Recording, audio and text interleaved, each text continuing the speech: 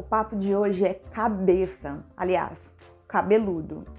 Literalmente dito, gente, hoje nós vamos conversar sobre cabelo, mais especificamente sobre cronograma capilar. Seria uma necessidade o cronograma capilar ou é apenas mais uma modinha? Quer saber um pouquinho mais sobre isso? É só continuar no vídeo.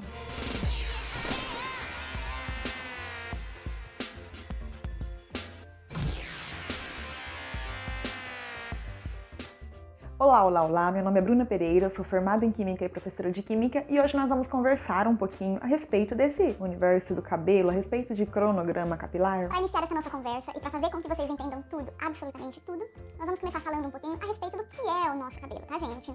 O nosso cabelo é constituído basicamente pela raiz, eu não vou entrar nesse assunto nesse vídeo, e pela haste, que é toda essa parte visível que a gente consegue notar. E quando a gente fala na haste, ou seja, no fio do cabelo, nós temos que lembrar de 3 nominhos muito importantes.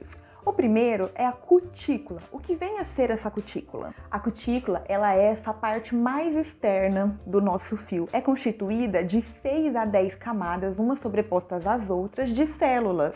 E a função dela é proteger o cabelo do ambiente externo e fazer com que nutrientes internos não saiam. Essas cutículas não têm cor, então elas são transparentes e opacas, mas quando elas estão bem alinhadas, bem fechadas, elas dão um brilho no cabelo, luminosidade. E também está associada à porosidade, tá? Uma cutícula bem fechada significa que a porosidade dela é bem baixa. O córtex é uma das regiões mais importantes do nosso fio. Eu diria até que é o coração do cabelo, é ali que tudo acontece. Como assim é ali que tudo acontece? Progressiva, alisamento, colorir, descolorir. Na verdade, quando você vai fazer um procedimento químico no seu cabelo, o que está acontecendo basicamente é interações ou reações químicas ocorrendo no córtex do seu cabelo e essas reações e interações fazem com que haja uma modificação aí visual, estrutural, né, no seu cabelo. Pessoal, o córtex é constituído por alfa e gama queratina. Tá, mas qual é a diferença entre elas? Lembra que em um vídeo, se eu não me engano, de condicionadores, eu comentei com vocês a respeito de cristalinidade, o que é cristalino, o que é amorfo? Inclusive eu falei a respeito, dei exemplo do macarrão, né? Como se a gente jogasse o macarrão. Então eu tenho ali alguns macarrão que ficam um do ladinho do outro. Então quando eles ficam todos organizados, a gente chama isso de cristalino. Quando eles estão entrelaçados, desorganizados, a gente chama de amorfo. Então, queratina alfa, cristalina, queratina gama, amorfa. Cientificamente falando, na maioria das vezes, reações químicas, interações químicas acontecem com mais facilidade em regiões amorfas, tá? Então, provavelmente, as reações químicas acontecem aí no nosso cabelo mais na gama queratina do que na alfa queratina. Bom, a queratina em si é riquíssima no elemento químico enxofre e no aminoácido cisteína. E falando em enxofre, eles têm uma função de extrema importância no nosso cabelo. Por quê? Esses enxofres, eles formam um tipo de ligação química que a gente chama de ponte de sulfeto. E é devido à quantidade dessa ponte de sulfeto que o nosso cabelo é liso, absolutamente extremamente liso, ou um cabelo bem encaracolado. Então tem uma relação com essa quantidade de pontes de sulfeto. Para vocês terem uma ideia melhor do que eu estou falando, quando vocês fazem uma escova progressiva, o que você está fazendo basicamente é quebrando essas pontes de sulfeto. E por isso o seu cabelo fica alinhado. A medula é então a região mais interna aí do nosso fio e ela é responsável aí por dar uma maior resistência. No entanto, nem todos os fios têm medula. Nesse vídeo nós vamos nos estender falando basicamente de coisas que acontecem no córtex, tudo bem?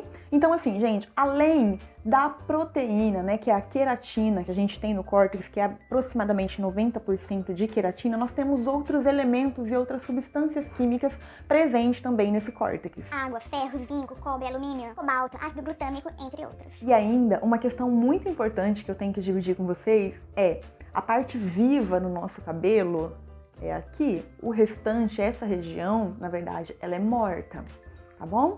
Tá, mas calma, para tudo.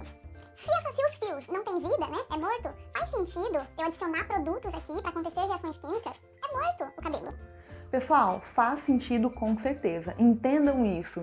Reações químicas não acontecem somente em organismos vivos. E por que eu tô falando isso? Porque eu já vi e já assisti vários vídeos aqui no YouTube falando que cronograma capilar não deve ser feito porque o cabelo é morto, então não faz sentido você ficar adicionando o produto ali. Então, por favor, entendam isso. Reações químicas, interações químicas não acontecem apenas em organismos vivos. A gente estaria ferrado se isso acontecesse só em organismo vivo. Nós temos que ter em mente também que a nossa alimentação, que a qualidade da nossa alimentação vai interferir na qualidade do nosso fio. Então, se você tem uma alimentação saudável, bastante nutricional, você vai ter um fio de qualidade. E aí eu te questiono, você tem esse tipo de alimentação saudável? Outra coisa, será que a poluição, o vento, o calor interfere na qualidade do seu cabelo? Será que isso estraga o seu cabelo? Procedimentos químicos como escova progressiva, descolorir, essas coisas estragam o seu cabelo? Então, meu anjo, se você concordar com tudo isso, de repente você precisa de um cronograma capilar. Vamos falar um pouquinho mais do que é isso. Gente, cronograma capilar basicamente é uma forma de reestruturar o fio. Já que ele não tem vida, de repente a gente tem que adicionar algumas substâncias para que aconteça aí algum tipo de interação química ou reação química ou só uma distorção. Você tem um cabelo mais brilhoso, com menos frizz, mais encorpado. Assim, uma das formas então de reestruturar os nossos fios é chamada de cronograma capilar ou reestruturação capilar, tanto faz. Bom, o cronograma capilar, ele consiste basicamente em 3 etapas: hidratação, nutrição e reconstrução. A hidratação, ela está associada à reposição de água. É importante nosso cabelo segurar água? Com certeza. É essa água que vai reter todos os próximos componentes que a gente vai conversar aqui ao decorrer desse vídeo. Então entendam, hidratação é a mesma coisa que repor água no cabelo, tá? E essa água a gente perde como? Com a ação do vento, poluição, calor, né? Secador, chapinha, etc. Tá, Bruna, mas como que eu vou escolher então um produto para hidratação, um produto para hidratar os meus fios? Pessoal, não é você ir lá nos ingredientes e olhar assim, ah, tem água, então é esse que eu vou usar. Não é isso, tá bom? Na verdade, você tem que procurar na sua máscara ingredientes com altas concentrações de pantenol, aloe vera, glicerina, açúcar. Porque, gente, essas substâncias têm um tipo de interação química com a água. Como assim? Essas substâncias, elas têm atração pela água. Então, elas aprisionam a água ali, elas seguram a água ali com elas e seu cabelo fica hidratado. Um exemplozinho bem baratinho aí de máscara de hidratação para vocês usarem é, por exemplo, aquele Amasterol amarelinho. E aí você pode dar uma potencializada usando a babosa, amido de milho, glicerina. E o que significa um cabelo bem hidratado, Bruna? Significa um cabelo macio e bem brilhoso. Nutrição, como o próprio nome já diz, está associado a nutrir os fios de alguma forma. Ah, então essa nutrição geralmente ela é feita com óleos vegetais, com vitaminas, etc. Pessoal, que fique muito claro, tem que ser óleo vegetal, jamais óleo mineral. Óleo mineral não nutre cabelo, não nutre os fios. Então, exemplo de óleo vegetal: manteiga de karité, óleo de argan, óleo de abacate. Inclusive, dentro da nutrição, dessa etapa de nutrição, tem uma técnica chamada de umectação. Pode ser feita e é maravilhosa. A umectação nada mais é do que você adicionar aí esses óleos vegetais no cabelo, ficar por uma quantidade de tempo com esses óleos e depois fazer a lavagem do cabelo. Óbvio que essa lavagem não é uma lavagem normal, senão quando você vai lavar o seu cabelo, você perde toda a quantidade de produto aí de óleo que você usou para fazer a umectação. Então a lavagem é um pouquinho diferente, mas isso é conteúdo para um outro vídeo. Um outro exemplo aí de produtinho que pode ser utilizado na nutrição é aquele Amasterol de nutrição, que vocês já devem ter visto. Você pode estar adicionando umas gotinhas ali de um óleo de coco, então um azeite extra virgem, um óleo de semente de uva ou algum desses outros que eu citei anteriormente. Só um levantamento aqui de uma questão bastante importante. Se você for fazer umectação, faz a umectação e acabou. Não vai fazer a umectação, aí você pode estar fazendo a nutrição, que é estar utilizando ali uma máscara de nutrição, como eu falei do Iamasterol, colocar só umas gotinhas de óleo. E aí essa nutrição da máscara, ela é feita de forma diferente. Então você lava o cabelo com shampoo, vem com a máscara de nutrição, fica ali uns 10 minutinhos e depois condiciona o seu cabelo. Diferentemente de quando você faz uma umectação, que você faz a massagem ali dos seus fios com o óleo, fica um determinado tempo, aí 3, 4 horas, ou então dorme com aquele óleo e no outro dia você lava o seu cabelo. E o que significa um cabelo bem nutrido? É um cabelo que você consegue pentear ele com facilidade e sem frizz. A reconstrução, ela está associada com a reposição de queratina. Então, como que eu escolho uma máscara para fazer reconstrução no meu cabelo?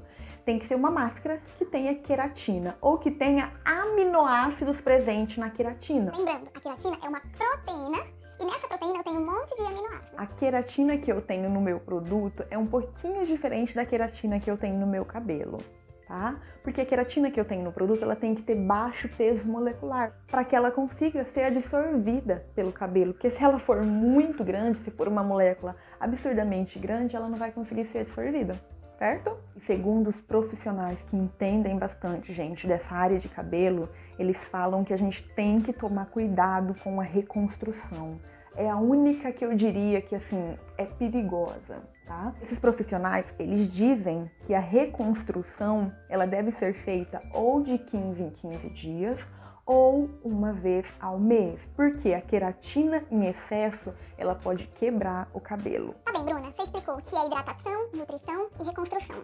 Mas quando eu faço uma, quando eu faço a outra, como que eu começo isso? Bom, gente, assim, é legal que vocês conversem com alguém, com algum profissional que cuida do cabelo de vocês, tá? Para que ele possa orientar vocês, uma vez que ele já conhece um pouquinho do cabelo de vocês. Mas o bacana é que vocês comecem sempre pela hidratação. A hidratação, o fato de segurar a água, vai fazer com que essa água segure todos os próximos componentes que você vai adicionar no seu cabelo. Na próxima vez que você for lavar o cabelo, ou seja, 48 horas depois, tem que ter no mínimo um espaço de 48 horas, você vai fazer ou a nutrição, ou a reconstrução, ou uma segunda hidratação. Bom, gente, na verdade, na internet tem várias tabelinhas, tá? De modelos, né, de cronograma capilar, para um dia você fazer hidratação, nutrição, reconstrução, ou hidratação, nutrição. Tem aplicativos também associados a isso.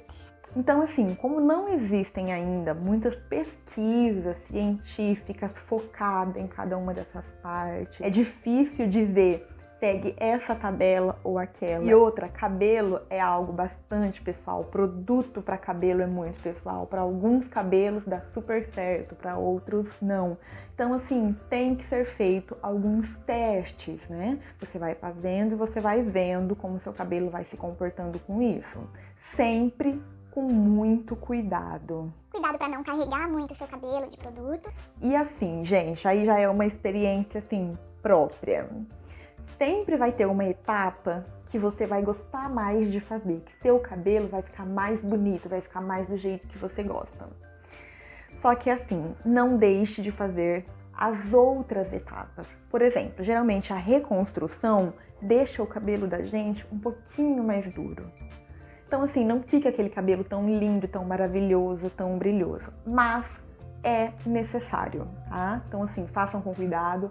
Converse com algum profissional nesse sentido. Se quiser conversar comigo também, vou deixar o meu Instagram aqui, a gente pode conversar de repente lá por direct. E é isso, gente. Se vocês gostaram do vídeo, deixa um like, escreve aqui nos comentários o que vocês acham disso, se vocês concordam, não concordam, se vocês fazem cronograma capilar ou se vai começar a fazer, se vocês querem mais vídeos a respeito desse assunto. E fiquem com Deus. Beijo enorme!